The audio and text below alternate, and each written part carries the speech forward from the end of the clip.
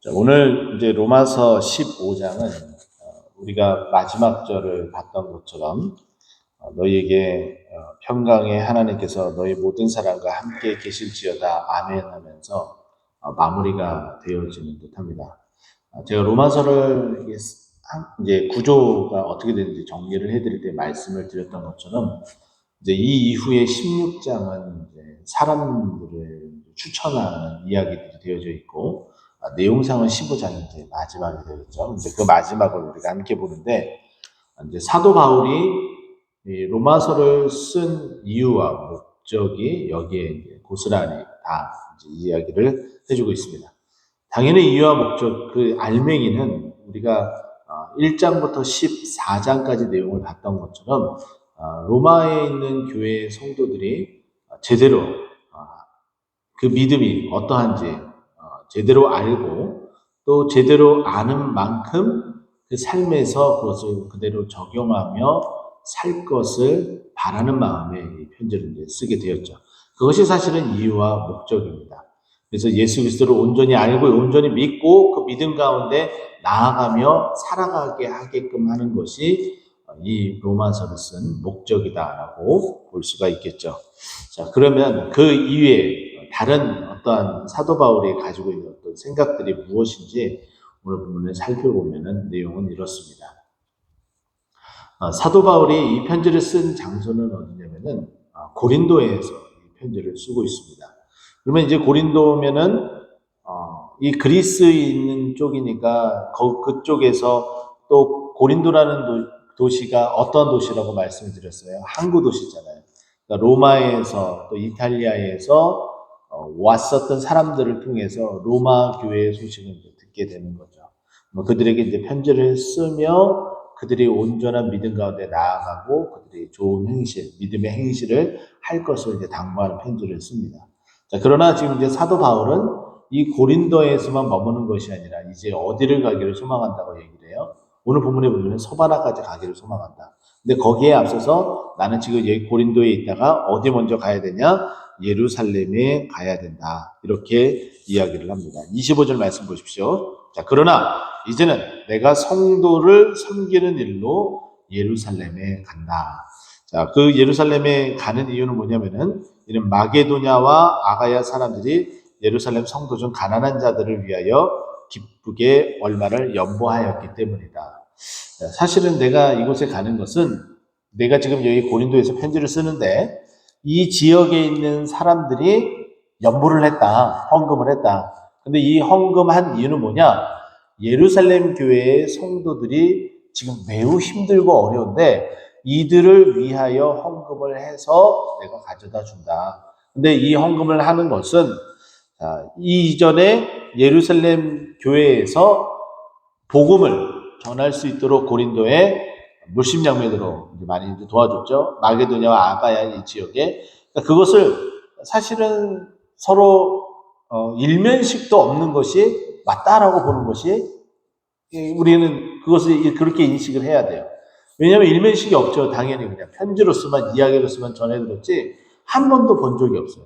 마찬가지로 이와 같은 부분들이 존재하지만은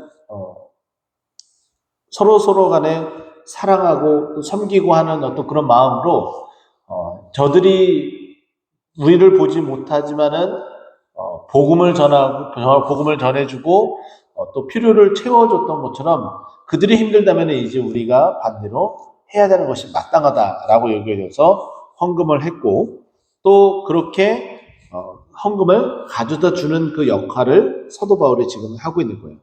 그러면서 27절에 보게 되면은 저희가 기뻐서 하였거니와 또한 저희는 그들에게 빚진 자니.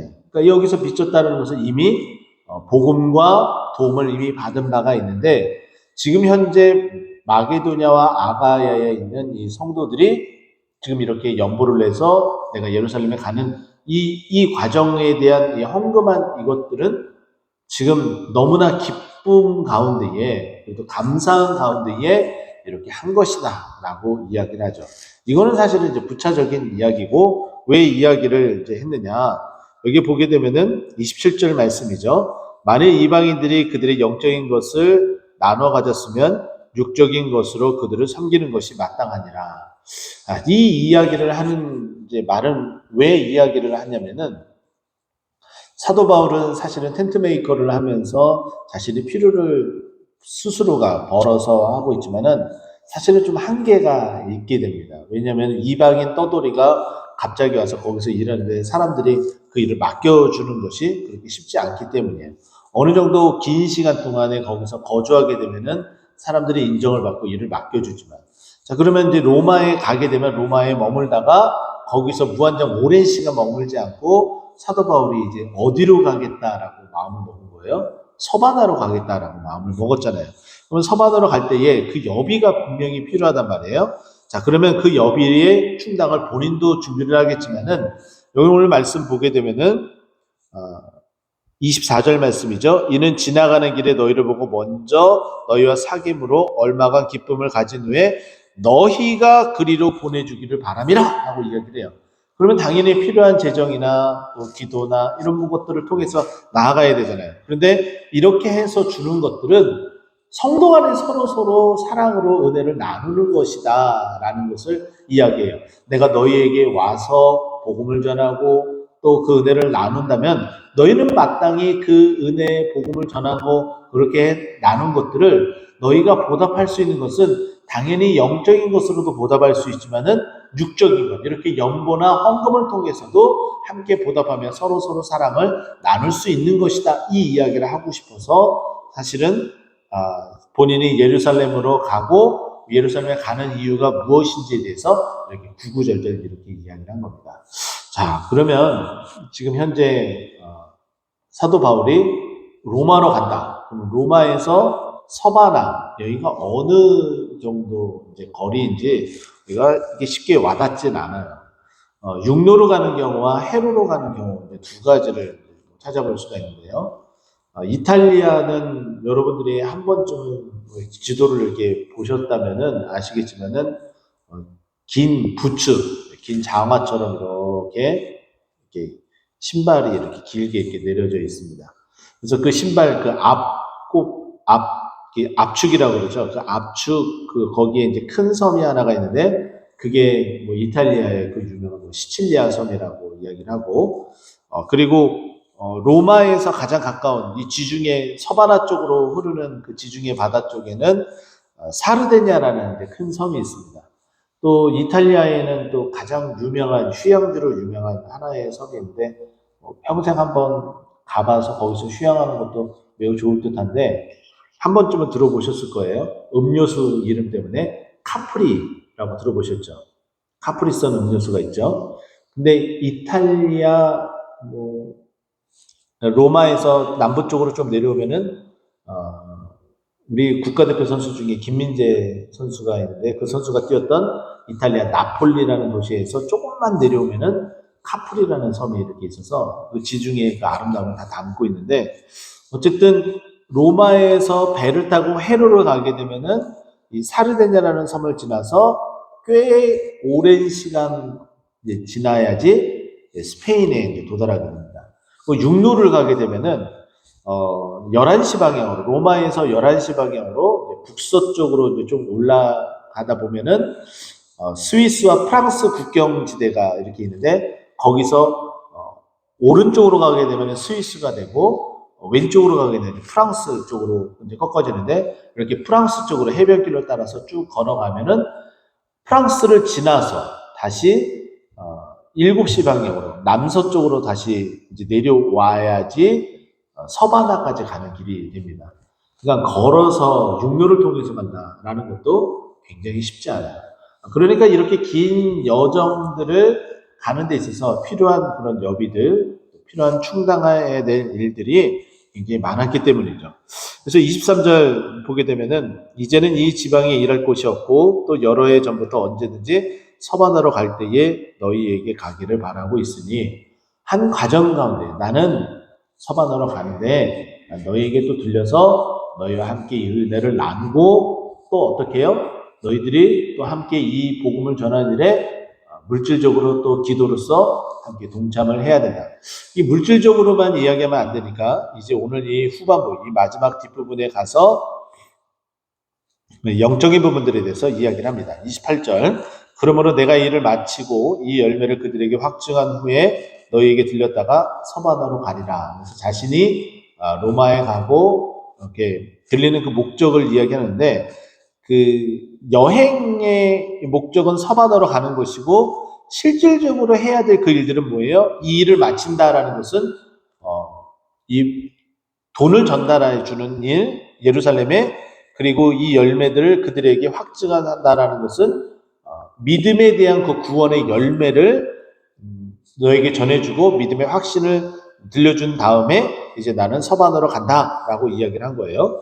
그리고 나서 29절에 보면은 이 말이 정말 멋있는 말인 것 같아요. 29절 말씀이죠. 내가 너희에게 나아갈 때에 그리스도의 충만한 복을 가지고 갈 줄 아노라. 이 말이 정말 멋있죠. 그리스도의 충만한 복. 이 그리스도의 충만한 복은 영적인, 육적인 복을 말하고 있습니다. 내가 너희에게 정말 가져다 주는 이 복은 세상에 가져다 줄 수 있는 그런 복이 아니라 정말 우리 주님이 우리를 사랑하셔서 우리에게 주시는 그 은혜와 복이다 라고 말을 하는 거죠. 그러면서 30절 형제들아 내가 우리 주 예수 그리스도와 성령의 사랑으로 말미암아 너희를 권하노니 너희의 기도와 나와 함께 같이하여 나를 위하여 하나님께 빌어. 보세요. 지금 이제 물질적인 얘기만 참 많이 했습니다. 그러나 실질적으로 사도 바울이 하고 싶었던 얘기는 어떤 부분이에요? 바로 이 부분이에요. 너희들이 나와 함께 무엇을 해야 되느냐? 사실은 파송하고 헌금하는 일, 너희가 나를 서바나로 보내는 일, 이것도 중요하지만은 사실은 그것보다 더 중요한 것은 너희 기도와 나와 함께 같이하여 하나님께 빌어야 될 일들이 있다. 함께 기도로서 이 복음 사역 전하는 일에 동참하고 동역을 해야 된다. 근데 그 기도는 그 기도의 내용은 어떠한 내용이냐?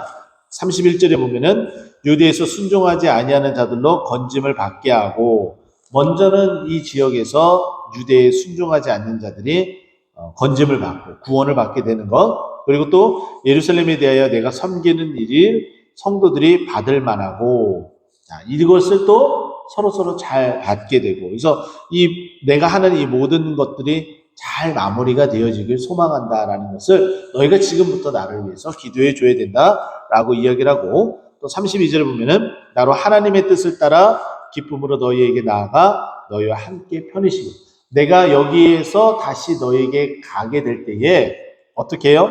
이것을 억지로 가는 것이 아니라 기쁨으로 나아갈 수 있게끔. 그러나 우리가 알고 있는 것처럼 사도 바울이 이 로마에 갈 때 자유로운 몸으로 가게 되나요? 아니에요. 끌려가요.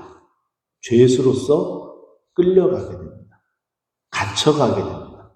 심지어는 우리가 사도행전에서 봤던 것처럼 배가 난파가 되어서 죽을 고비도 넘기게 됩니다. 아마도 사도 바울의 이 마음과 로마 교회 성도들의 기도가 아니었으면은 되돌아갈 수도 있고 중간에 사단도 날 수가 있을 가능성이 매우 높았을 것으로 보여집니다.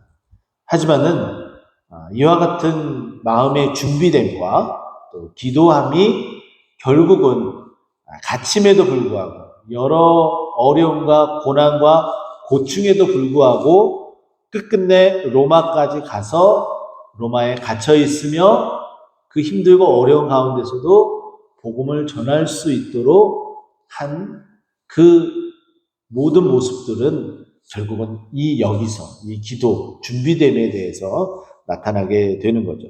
그러면서 너희와 함께 편히 쉬게 하라라고 이야기를 하고, 마지막에 로마 교회 성도들에게 그들의 평안을 빌게 됩니다.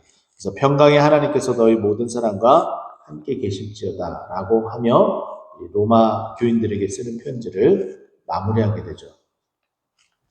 우리가 믿음의 복음을 전해주는 자를 두고 우리가 로마 교회 교인이라는 입장에서 이 말씀을 보게 된다면은 우리는 이 편지를 받아보고 나서 우리는 어떠한 반응을 이제 해야 될까요? 당연히 그 믿음을 온전하게, 더 단단하게 해야 되고, 또 뿐만 아니라 그 믿음을 더 단단하게 하는 것은 그 믿음의 그 말씀에 순종하며 살아가는 그 삶. 그리고 뿐만 아니라 이 복음을 전해주고 이 은혜를 나누는 그에게 필요를 채워주고 또 선교하러 파송하며 나아갈 때에 그를 위해서 기도하고 또 성경공을 보내는 그런 일들을 하지 않겠습니까? 그러면 사도 바울은 가만히 있을까요? 이 교회를 위해서 기도하고 또 오늘 이 29절에 있는 말씀처럼 그리스도의 충만한 복을 빌어주고 또 우리의 평강을 바래주고 그 은혜를 또 우리가 또 누리고 상상만 해도 너무나 멋지지 않습니까? 그래서 우리가 선교를 해야 되는 이유 가운데 하나입니다. 자, 우리가 힘들고 어려운 가운데서도 제일 원칙은 여기 이제 재정 담당하시는 우리 집사님도 계시지만은 작게나마라도 선교하는 일을 멈추지 말자라고 말씀을 드리고 계속해서 섬기는 가운데 있습니다. 또 오늘 또 특별히 이렇게 말씀을 우리가 함께 보니 주보가 계시는 이 주보를 가지고 오셔서 우리가 파송하고 또 섬기는 선교단체와 선교사님을 위해서 오늘 열심을 다해 기도하는 그런 밤이 되겠으면, 그런 새벽이 되었으면 좋겠습니다. 기도하겠습니다.